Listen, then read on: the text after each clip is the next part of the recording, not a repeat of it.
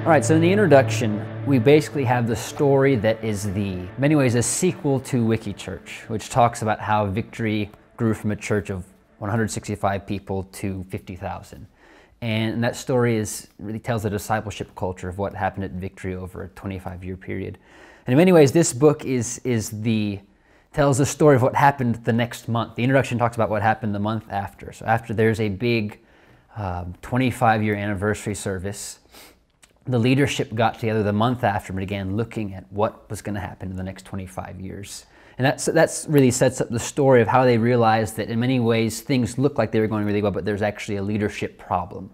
There's a big leadership shortage. You want to tell just briefly what that story, just sort of an inside look at what was going on in that meeting? At that time, I was splitting time between Nashville and Manila, and all of my years of leading Victory, I'm not a goal setter, and we had never once set a growth goal ever in the church. And yet, for 2 decades, we had never had a year when we didn't grow. And so I walk in a meeting and the number 75,000 is on the board, and I'm struggling with the whole meeting, and I wasn't sure if it was that number or the idea of setting goals, because I'm just not a goal setter. But the more the conversation continued, I realized that it was that number, 75,000, that had become the goal, and I was troubled by that. And I, at some point, erased that number and wrote the number 5,000 down. And whether those numbers are matching anyone else's reality or not, the concept is, I think, what's important. That we had set a goal that had nothing to do with discipleship or leadership. It had to do with attendance. And so we changed it from 75,000 to 5,000. And 5,000 represented the number of small group leaders, discipleship group leaders that we needed to mobilize. And at the time, the church was running about 35,000, and so the goal of 75,000 represented a doubling or a little more. We could have hit 75,000 and ceased to be who we were. And that's the danger of setting the wrong goal. And again, I came to the point where I'm okay with goal setting. I'm not anti-goal setting, but as long as it's the right goal. And I think finally we put a goal up there of 5,000, and we said in the next few years we're going to have 5,000 small group leaders trained. Now, eventually, if we hit 75,000, okay, but we're going to shoot for a leadership goal, a discipleship goal, something that was a smaller number but a more important number. And I think this book, William and I wrote this book to help everyone upgrade their own leadership, but also to help give some tools to identify and empower and equip the next level of leaders in whatever the organization is. And just for the background, part of the reason why you refocused the goal, the team refocused the goal to leaders, small group leaders, was because you had looked at the numbers and realized that attendance had grown over a 5-year period pretty regularly. It had grown from 24,000 to 37,000 in a 4 or 5-year period, but the number of small group leaders had stayed exactly the same. Because we had worked really hard at making disciples, but we had stopped developing leaders. And I thought about that. My friend Larry Osborne wrote in the foreword, and I'll just read it. This was, I love the way Larry put it. He said, "We multiply disciples by teaching them to walk on an increasing path of obedience. We develop and multiply leaders by teaching them to walk on an increasing path of servanthood. The two are closely related, but they're different." And Larry talks about, in some of his books and preaching, about the difference in leadership and discipleship. And we started out doing both, but we got so obsessed with making disciples, and that's a good thing to be obsessed with making disciples, that we somehow inadvertently stopped developing leaders. And there is a difference, and some people think that discipleship and leadership are sort of the same thing, but discipleship is 24/7 for the rest of our lives. We will always be disciples of Christ. We will always be followers of Christ. We never take a break. We never take a day off. We never stop being disciples. But leadership's not that way. Leadership is situational. Leadership is seasonal. and there's a different type of development that needs to happen. One question that probably many people who read this book will have, and many of y'all may have had, is sort of how does this work on the ground in real life? Because in many ways the numbers are kind of hard to wrap anyone's mind around. The question of scale is going to illuminate in everyone's mind. What does this look like when you lead a campus ministry of 30 or a church of 300 rather than a church of 30,000? Do the same principles, sort of the same issues come up? Do the same principles apply? And what do you, if you're experiencing rapid growth, whether it's on a large or small scale, then there is that incentive to go, we need more leaders. But what happens in sort of situations where maybe there is not much growth or it's slow growth? Do you still need to focus on the leadership development side of things? How would you address it? And y'all can chime in with other questions or specific context. What would you say to that? Yeah, and I think I know all three of you have been involved in campus ministry and other places of leadership, so maybe I'd like to hear what you would say, Jen or Delvin, on that. Yeah, I think, I just think from my experience, you've got leadership you have to be focused on, you have discipleship that you have to be focused on. I feel like if you don't do one of those, it's kind of just like evangelism. If I don't do it, I will be affected by it in just a couple of semesters, you know. There are situations and there's moments where there's a sense of, I need to focus more on this. And that's what I appreciate about you bringing out the point of leadership and discipleship as being almost two different numbers that you tracked or things that you're intentionally doing. Because I think it is easy to get bogged down in just one component of campus ministry and to the detriment of another. And you're short-circuiting, you know, again, campus ministry, I always say, like planting a church every 6 months. If you don't continue to do some things, you're not going to have anything once those students graduate in a semester or two or leave from being a part of your group. Yeah, I think sometimes the idea of developing leaders is maybe more important when the ministry, the church, the campus ministry, the business, whatever, when it's small. Because the larger you grow, then there's staff. And with staff and with growth comes specialization. And sometimes you can be blind to the need to actually train and develop and empower non-staff leaders. And so I think in the early days when things are small, it's not should we do it, it's that we won't survive if we don't, because it's typically sometimes even a bivocational leader, or at best there's one pastor who's barely on full-time staff and everyone else is a volunteer, and there has to be some mobilization and some leadership development that I think is even more important. And Natalie, I know you've been in a younger, smaller church. How important is leadership there? How did that play out in a small context? Yeah, we had a very small church, like 50 people. And with the small groups there, it was like we were just thinking, like, how do we disciple these girls and how do we disciple these young men and like create more groups, really, like to make these disciples. And I think leadership did fall to the wayside because we were so focused on trying to like build the culture of discipleship. It was a young church, and so we were still trying to develop the culture in that church. And so this leadership was not focused on, and I think when we were thinking about numbers, oftentimes it did tend to lean towards like what you were saying in the book. Like you were looking at when you bring down the ratio, the 75,000 versus the 5,000 of leaders. And so yeah, that was one of my, that was a question that I had. It was like, how does this translate down to small churches? And clearly it's the same. It's setting those goals with setting the right goals. But one of the questions I had was for these with these goal settings, in the book it said you were looking for the next decade for the whole organization.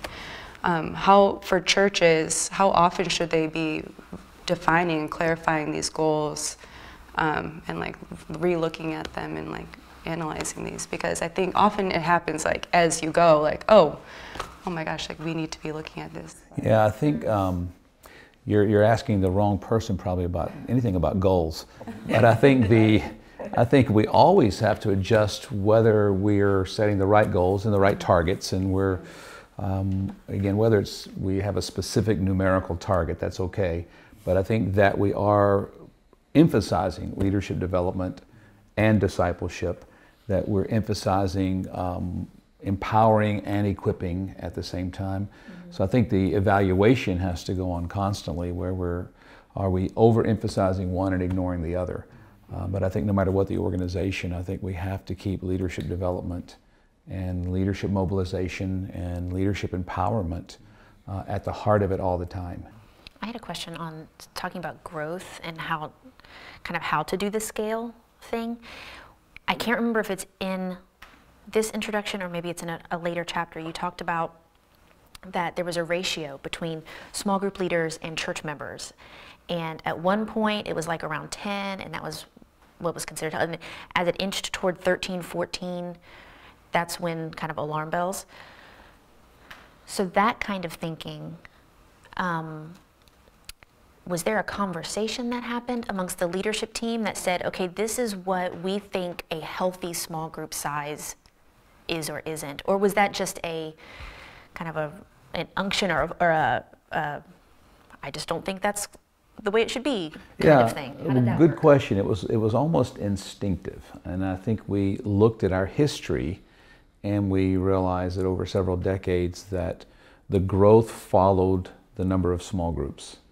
That for basically every one small group we would train and mobilize. It was only a matter of time, but we'd eventually have 10 more people in church. So that if we followed our growth in both numbers, the attendance went like this, the small group leaders went, the growth paralleled until we got to that point where the growth kept going, the small group leaders flattened. We started looking back at the history when we seemed healthier, and there was that 10-to-1 ratio. So it's not a magic number, but and that's probably different in every context, depending on the city and the culture. But for us, we've kind of decided that if it's worse than 10-to-1, it's not good. If we're 10-to-1 or 8-to-1 or 7-to-1, then that's a good ratio to have. But it was based on our history. And that was kind of the leadership team coming together and looking at that all together. Looking at the numbers and saying, they were tracking parallel, and then this one kept going and this one flattened. And that's when we started feeling the growing pains. Let's get back to when everything was healthy and happy. I remember part of the reason why, thinking about that ratio 10-to-1, part of the reason why that became why they chose 10-to-1 versus 15-to-1 is because of the basic premise that everyone who shows up and walks through the door on a Sunday, ideally you would want them to be part of a small group discipleship context. Mm-hmm. And if you have and if an ideal small group is 6 to 10 to 12 people, you would need to have enough small group leaders for presumably every single person who attends your church to join one if they wanted to. Yeah. Though engagement's never full engagement, you would want that possibility to be there. And I think the only way to make that happen is if you have one small group leader for every 10 people. Steve, one of the things you wrote about there in the intro chapter was about how you were adverse to numbers. I'm with you. Being a campus missionary on the ground, there's so many things to keep track of. I can't even remember, people's phone numbers. So I have to save them all on my phone. So help us through that process that maybe you guys went through to come to, you said earlier about goal setting, and but how do you come to terms with this is the most important number when there's people who are adverse? I don't even want to count anything. I just want to go meet people, maybe in your ministry, leaders, and then others that are, I want to take note of every little conversation I had and everything. How did you navigate that?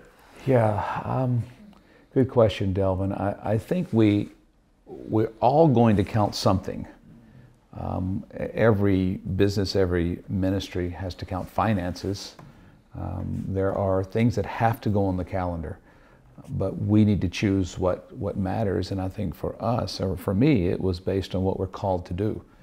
And I think it was very clear that we are called to make disciples. And so the numbers that related to making disciples mattered. That had to do with not just how many showed up, because we could just attract a lot of Christians from other churches and beef up the numbers, but that's no indication that we're actually making disciples. And so for us, how many people got baptized each year? That matters, because that indicates people who are hearing the gospel, responding to the gospel, and for the most part, first-time decisions for Christ. The one thing that we didn't track and didn't make a big deal and didn't celebrate was how many showed up on Sunday. But what did matter was how many were baptized, because that indicated salvation and gospel going forth and people making commitments to Christ. The other thing that mattered, how many people went to the courses that were designed to train people to make disciples. The name of those have changed over the years, but how many people were being trained to lead small groups of discipleship, and how many of those groups are meeting. And so we decided that, not that we wouldn't track numbers, but to track the right numbers. But when a target gets put out there that is simply about showing up, whether it's a campus ministry or a church or whatever the application, I'm pretty sure that's not a good move. I think we all track that number, it's okay, but that can't be the central target we're shooting at, because I think that's like the caboose, the end of the train. I think that's the fruit of making disciples and training people and empowering people to make disciples in small groups and training new leaders. If we do all that, then they're going to reach people and the attendance number will go up, versus the backwards of let's spend all of our energy trying to figure out how to beef up this attendance number. Because I've got a feeling when we do that, the others don't ever really happen. No doubt, no doubt, it's great. In Psalm 78, verse 70, it gives us a good picture of what leadership is, because I think when we talk about leadership, the obvious question is, what is it? Everybody has a different view of it, but this is interesting. It says, He chose David, His servant, and when God chose David, there was nobody in David's life who saw any leadership potential in him at all. His dad didn't, his brothers didn't. When the prophet came looking for the next leader, he picked the right family and they didn't even bother to invite David. And so there are potential Davids out there and no one else sees the potential. No one does. I mean, their leadership potential is invisible. And it says, He chose David, His servant, and took him from the sheepfolds, from following the nursing ewes he brought with him, to shepherd Jacob His people, Israel His inheritance. With upright heart He shepherded them and guided them with His skillful hands. And so it gives the two components of leadership. There's the heart issue with an upright heart, and there's a skill issue with skilled hands. And so I think when I think about leadership, I try to think of those two. There are skills we develop as leaders, and there's heart. And I think as we look at this book, all throughout, I like to use that as the filter. If we talk about a leadership, something a leader needs, whether it's communication skills, listening skills, team development skills, there's always a heart issue, there's always a skill issue. And if we download a lot of skills to our potential leaders, our leadership team, our future leaders, but they don't have a right heart, we know something's wrong, but sometimes we're not sure what. On the other hand, we have a lot of people with a great heart. Their heart is right, but they just don't have the skills, and they don't know how to lead. And so I think as we upgrade our own leadership, it's allowing God to go deep and deal with our heart and touch some heart issues, but it's also us constantly, no matter where we are in leadership, developing the next skill I need and upgrading the skills that we have.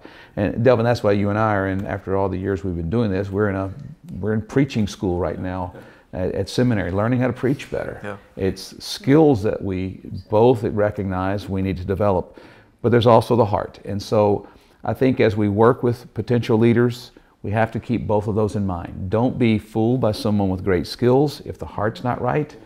And don't ignore those with a great heart just because they don't have the skills. Both of those go hand in hand, and I think for David it's a good picture that all of us are going to work with people who seemingly have no leadership potential like David, and they're going to be amazing because they have a right heart and they're willing to develop the skills needed to lead. So that brings us back to the core of the introduction, and that moment in 2009 where there's a realization that yes, a lot of great things are going on, but we need to intentionally develop leaders. In the same way we intentionally made disciples and really pursued engaging, establishing, equipping, and empowering, we need to think about how can we engage similar processes by where we take disciples and turn them into leaders. How do we think about what's the heart of a leader look like? and how do we train them with the skills so they can increase in their capacity to serve as leaders. So over the next few chapters, we're going to look at, especially the first 5 of this book, we're going to look at the different areas, both heart issues and skill issues that it takes to develop a leader, how to think like a leader, act like a leader, grow like a leader, listen like a leader, all these different facets of leadership. In many ways, you can read this book, especially the first few chapters, on 2 levels. You can read it as an emerging leader and think about how can I engage this process of leadership growth, where I allow God to really deal with my heart as a leader, and I allow other people He brings in my lives to help give me skills and train my hands as a leader. And you can also read this book as on the level of an established leader, thinking about how can I be a part of training up young leaders to grow, Lord, internally, and also grow in their skills as they learn how to lead and lead well.